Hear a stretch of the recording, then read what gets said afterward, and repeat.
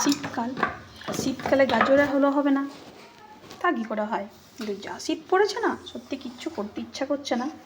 সবাই তো খেতে ভালোবাসে, কিন্তু বানানোটাই তো কষ্টকর, তাই না, এই শীতের মধ্যে।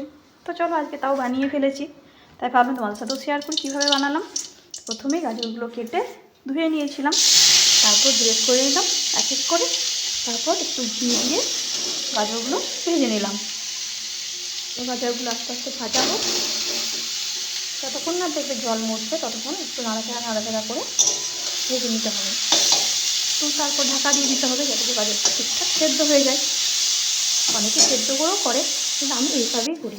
তো দেখো গাজর প্রায় ভাজা হয়ে গেছে, একটু ঢেকে রেখে দিয়েছিলাম, দেখো ভাজা হয়ে গেছে। এরপর আমি দুধটা ফুটিয়ে রেখেছি, সেই দুধটা দিয়ে দেবো। 1 কেজি গাজরের সাথে আমি 1 কেজি দুধ দিয়েছি। তো তোমরাও সেভাবে বানাতে পারো, দুধটা আগে থাকতে ভেজে রেখে দেবে ফুটিয়ে, তাই জিনিসটা খেতে আরও ভালো লাগবে। এতে তোমার দেখো কী সুন্দর কালারটা এসছে না, অরেঞ্জ, দারুণ লাগছে কালারটা। এভাবেই বানিও। তোমরা কে কীভাবে বানাও অতি অবশ্যই কিন্তু আমাকে কমেন্ট বক্সে জানিও, তাহলে আমারও জানা হবে তোমরা কীভাবে বানাও, আমি সেভাবে বানাতে পারবো।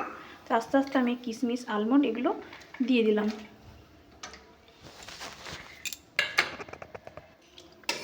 তারপর একটু নাড়াচাড়া করে আবার একটু ঢেকে দেবো। এরপর আমি দিয়ে দেবো চিনিটা দিয়ে কিছুক্ষণ নাড়াচাড়া করবো। তারপর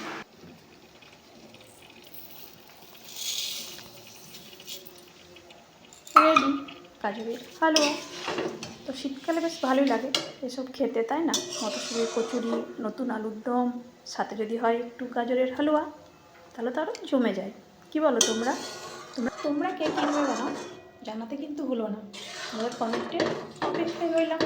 তো চলো এখন এই পর্যন্তই, আবার দেখা হবে পরের কোনো ভিডিওতে। তো ফাইনালি রেডি হয়ে গেছে গাজরের হালুয়া। তো তোমরাও ঝটপট বানিয়ে ফেলো, শীতের দিনে বেশ ভালোই লাগে খেতে।